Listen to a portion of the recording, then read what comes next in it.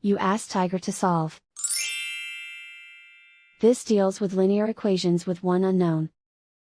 The final result is x equals -13/3. Let's solve it step by step.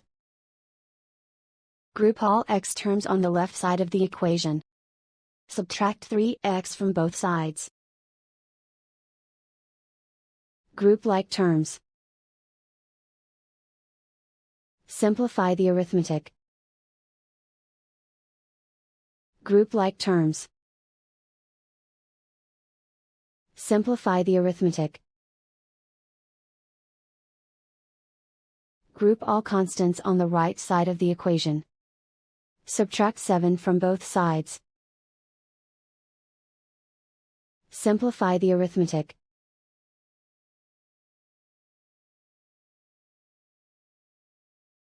Isolate the x. Divide both sides by 3. Simplify the fraction. And so the final result is x equals -13/3.